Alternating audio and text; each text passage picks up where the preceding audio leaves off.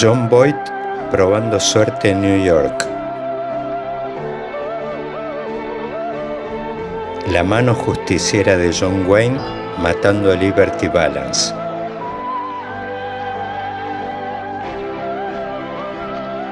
Clint Eastwood, Eli Wallach y Lee Van Cleef sacándose los ojos por un baúl de oro.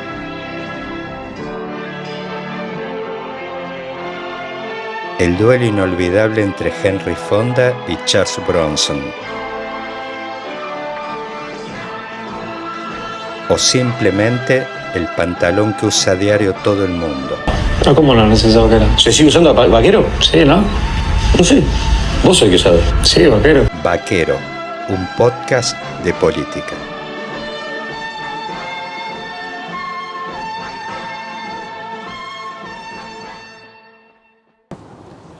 Viernes de otoño en Buenos Aires. Ayer publiqué una columna en El Economista que se llama Olor a Oveja. Incluía ahí en el comienzo una cita de Romanos 10:33 que hace alusión a los juicios insondables y los caminos inescrutables del Señor.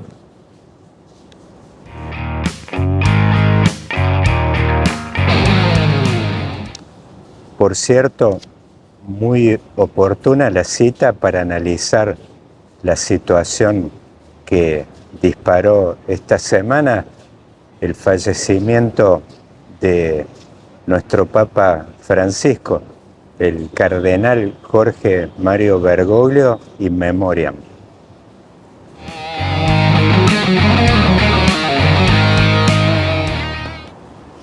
Ahí decía que la mano divina que está detrás de la designación de cualquier papa, poco podemos decir al respecto, como ocurre quizás con el pronóstico de los días de otoño.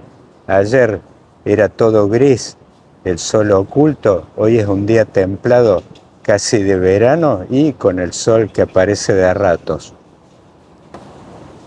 Pero sí, en la columna tuve la intención de analizar la dimensión terrenal, la faz temporal de la designación de el entonces cardenal Bergoglio en marzo de 2013 como Papa Francisco. Annuncio vobis gaudium magnum. Habemus Papa.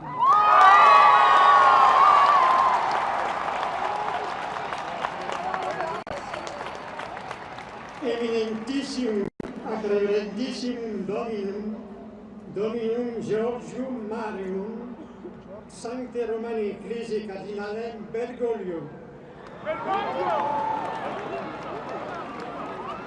Qui sibi nomen imposuit Franciscum.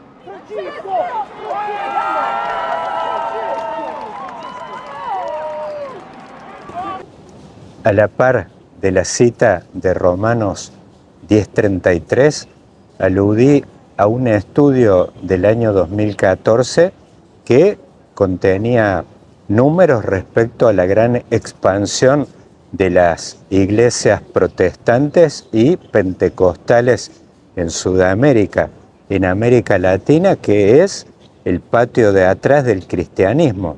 Se calcula que alrededor de un 40% de todos los fieles cristianos están localizados en este continente.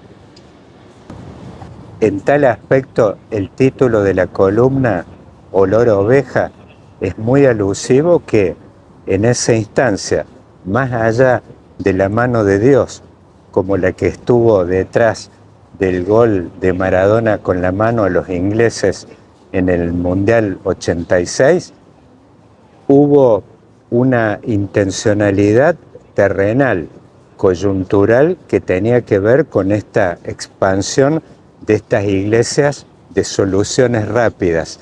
Decía en la columna, iglesias de tipo Rappi, 0800, llame ya.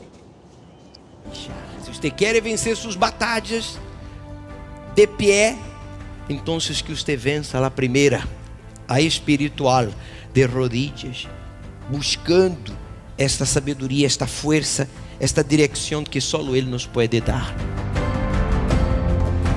Que además de predicar una teología materialista de entrecasa, no tienen las jerarquías típicas con las que estamos muy familiarizados los católicos apostólicos romanos, los obispos, los cardenales, el Papa. Esas iglesias, además del mensaje y de la dinámica de expansión que tienen alrededor de punteros espirituales, que cada uno por ahí porta un mensaje customizado para cada situación, bueno, ahí decía que la teología esa que se expandió como reguero de pólvora en América Latina también tuvo que ver con la crisis de las grandes estructuras, un rasgo donde la política corrió a la par de ello, la disolución y el debilitamiento de los grandes partidos políticos conocidos durante el siglo XX. Esa crisis también tocó la Iglesia y era el momento, por ahí el año 2013, de avanzar en la designación tan extraña de un Papa que estuviese fuera de Europa y además con un contraste tan fuerte con el predecesor, el cardenal de Múnich, Joseph Ratzinger. Ahí decía en mi columna que en una etapa donde el continente se había convertido en una feria a la salada a cielo abierto, nada menos oportuno que pasar con la ambulancia con un frío BMW bávaro como Joseph Ratzinger. Lo conocemos a él, un gran teólogo que hablaba 10 idiomas y entre ellos 2 lenguas muertas como el latín y el griego. Pero para esta etapa nada menos adecuado y oportuno que una figura espiritual de ese tipo en un continente donde en el patio de atrás se difundían todas estas iglesias o comunidades de soluciones rápidas tipo Rappi, con figuras conocidas en las medianoches de la televisión en Argentina, con esa figura del vasito de agua de la Iglesia Universal y bueno, más allá de eso, de los medios, la presencia y la difusión de un montón de templos en barrios porteños como Liniers, Almagro, uno muy grande que hay en la calle Corrientes y después toda una red en las ciudades más grandes del interior de la Argentina como Córdoba, Rosario, Bahía Blanca, Mendoza, entre otras ciudades. Volviendo a Romanos 10:33, poco puedo decir de la mano de la intencionalidad divina, pero sí que esta designación se produjo en un cierto momento, en una coyuntura política histórica. Muy en sintonía con lo que estaba ocurriendo a nivel del tablero de la vida política internacional y en el continente. Empezando por aquí en Argentina, Mauricio Macri ganó las elecciones de 2015. Yendo a Estados Unidos, Donald Trump su primera elección en 2016.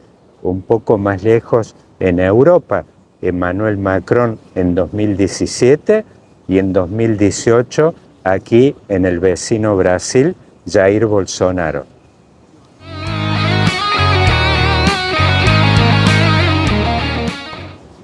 Por cierto, con figuras muy cercanas a estas comunidades protestantes y pentecostales de soluciones rápidas. Edir Macedo, Silas Malafaia, uno de ellos un funcionario emblemático de su vicepresidencia. Una época que de ninguna manera se agotó ahí con esos triunfos cercanos a la fecha de unción del cardenal Bergoglio como papa en 2013, sino que se extiende hoy hasta el presente. En la columna mencioné 3 casos paradigmáticos: Gabriel Boric en el vecino Chile, Nayib Bukele en El Salvador, y hoy aquí lo estamos viviendo de cerca con Javier Milei y su victoria del año 2023. ¿Cuál es el hilo conductor que los une a todos ellos? Y con la unción, con la figura del propio Francisco, es el debilitamiento de las estructuras tradicionales y, de alguna manera, la búsqueda por parte de la sociedad de líderes más de cercanía, conectados con los problemas más inmediatos. Por ejemplo, Macri, con su victoria de 2015 en Argentina, era un nuevo partido político que contó con la colaboración de un viejo partido como el radicalismo, pero más bien marginal, y bueno, una derrota del peronismo a manos de una fuerza política nueva liderada por el entonces empresario y líder del mundo deportivo Macri. Lo mismo ocurrió con Trump en 2016, más allá de su participación como líder del Partido Republicano, sabemos de que su fuerza política poco tiene que ver con esa estructura tradicional y nombres como Ronald Reagan, Bush padre, Bush hijo, Mitt Romney, sino más bien con encarnar un liderazgo que corre por una ola de época que se llama Make America Great Again y que poco tiene que ver con el Partido Republicano tradicional. Así quedó en claro en aquella convención de Cleveland del año 2016, y lo pude ver de cerca en mi primer recorrido de terreno por el medio oeste de Estados Unidos en vísperas de la primera victoria de Trump.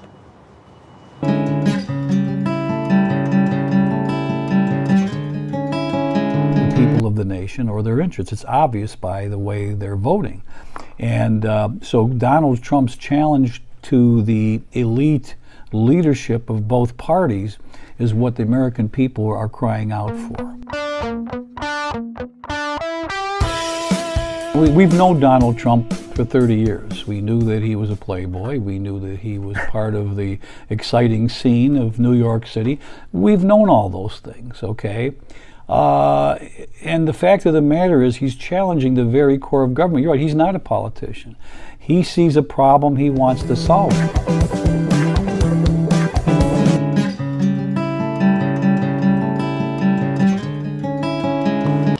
Pero no solo ello.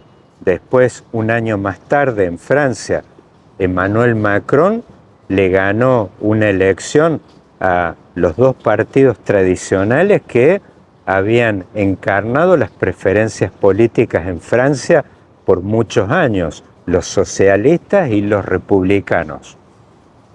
De igual modo, en 2018, Jair Bolsonaro, vimos cómo él doblegó al Partido de los Trabajadores, liderado por Lula, en ese momento en la cárcel, pero también al tradicional Partido Socialista Democrático de Brasil, que en una época lideró Fernando Henrique Cardoso y después el hoy vicepresidente de Lula, Geraldo Alckmin.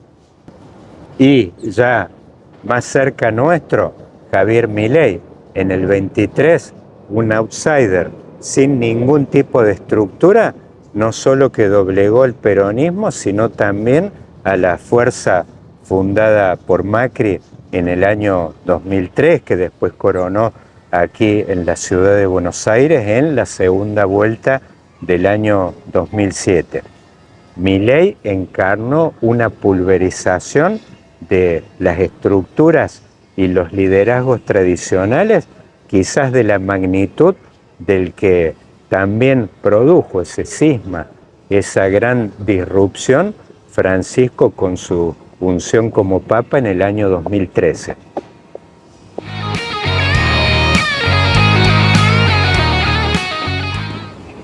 Decía en mi columna que poco tenían de olor a oveja estos líderes, pero sí mucho de olor a cala. El olor a cala emanado por las viejas estructuras, los viejos partidos y los liderazgos de finales del siglo XX que entraron en ocaso a partir de comienzos del siglo XXI y ni hablar, una gran caída y pulverización de su performance en esta elección del 23 aquí en Argentina. Como en Estados Unidos con la segunda victoria de Donald Trump, que también volví a presenciar a finales del año pasado, del 24, que selló esta pulverización y declive de las estructuras tradicionales.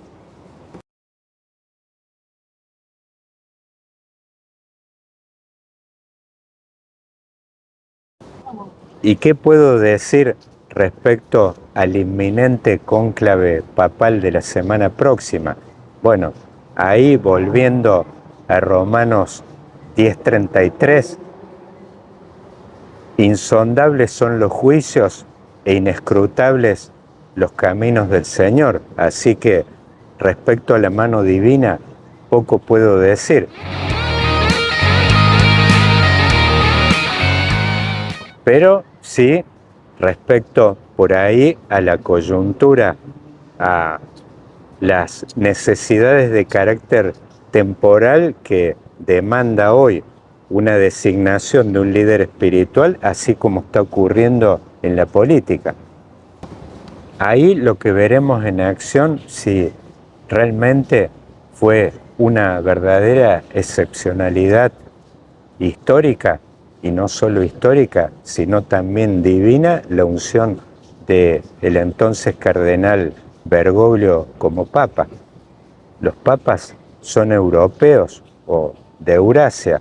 Si uno ve la historia, por supuesto, allá en la profundidad de los tiempos aparecen papas africanos casi contiguos o vecinos a la fundación de la Iglesia por Pedro Apóstol, pero ellos eran provenientes del norte de África, que eran en realidad parte de Roma.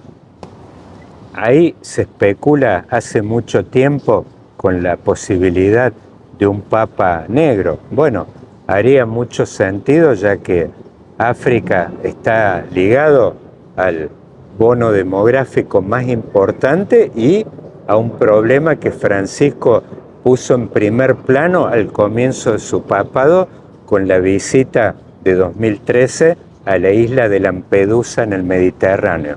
El problema, el trauma, el drama de los migrantes africanos que arriesgan su vida cruzando el Mediterráneo buscando un poco de bienestar material, el derrame, las sobras de lo que le queda a la rica y vieja Europa.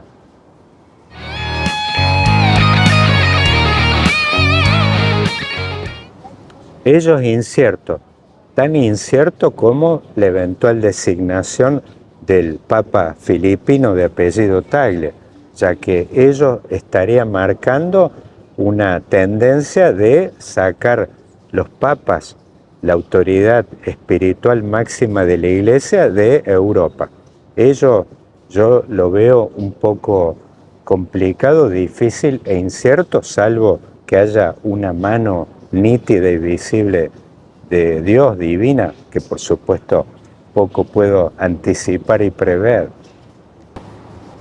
Más en el caso de Tagle, que es una figura que tiene menos de 70 años, apenas 67, lo que haría previsible un papado de por lo menos 20-25 años, que agregados a los 12 de Bergoglio prácticamente pasaría la autoridad espiritual máxima de la Iglesia a estar fuera de Europa en forma permanente.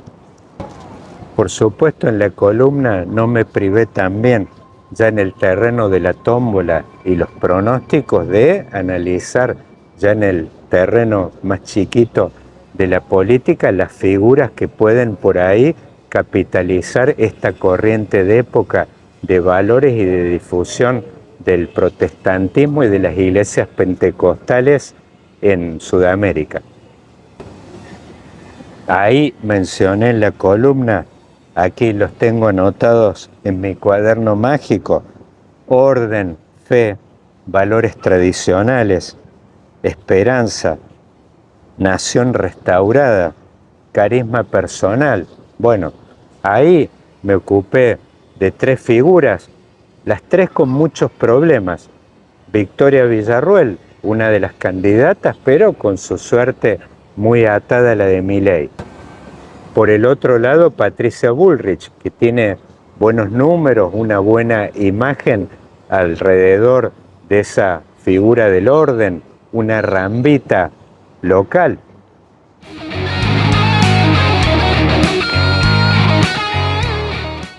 Pero carga con la mochila de plomo de una derrota estrepitosa en la elección del 23, donde quedó afuera de la segunda vuelta.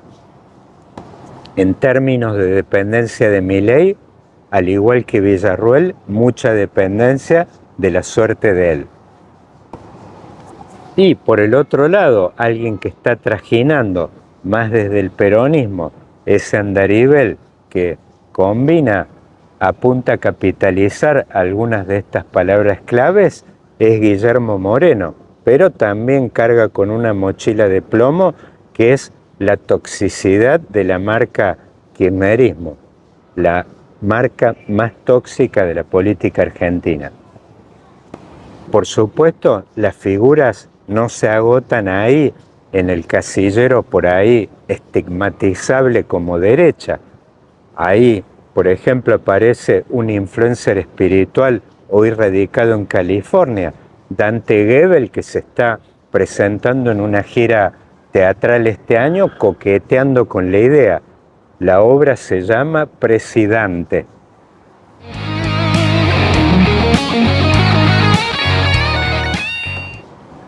Y también puede haber aspirantes de otras fuerzas políticas que no necesariamente estén encasilladas en la derecha. Habrá que ver, hoy no aparece ninguno a la vista, pero bueno, ya lo vimos 2 años antes de la elección del 23, Javier Milei era una figura marginal, sin partido político, que apenas metía un 11% aquí en las elecciones de la ciudad de Buenos Aires y bueno, muchos hablaban de él en términos de fenómeno barrial. Ya ven, hoy el fenómeno barrial es codiciado y cortejado por un montón de líderes mundiales como Donald Trump, el empresario Elon Musk y bueno, hoy lo vamos a ver seguramente en Roma a la par de la primera ministra Giorgia Meloni.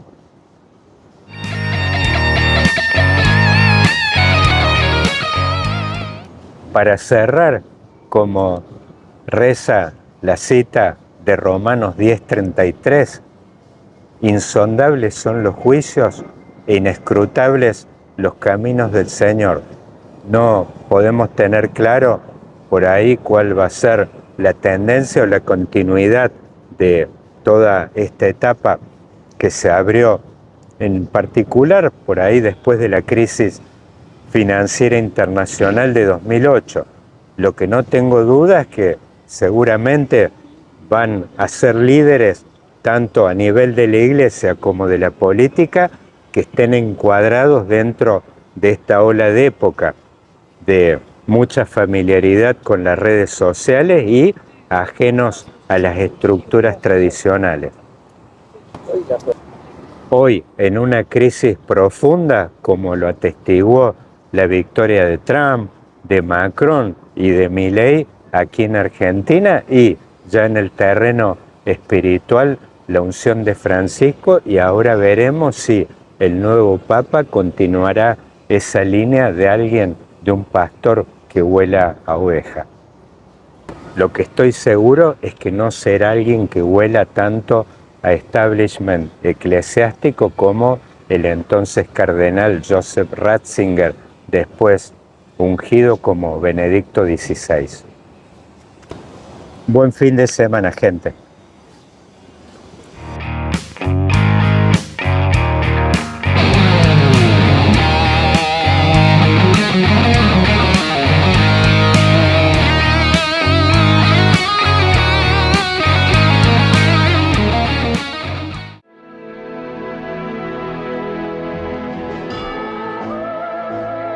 John Boyd probando suerte en New York.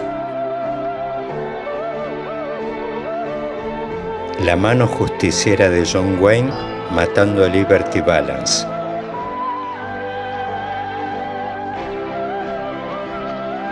Clint Eastwood, Eli Wallach y Lee Van Cleef sacándose los ojos por un baúl de oro.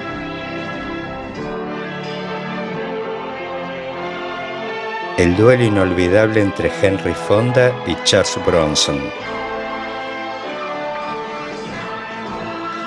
O simplemente el pantalón que usa a diario todo el mundo. Pero ¿cómo no es esa vaquera? ¿Se sigue usando vaquero? Sí, ¿no? No sé. Vos sos el que sabe. Sí, vaquero. Vaquero, un podcast de política.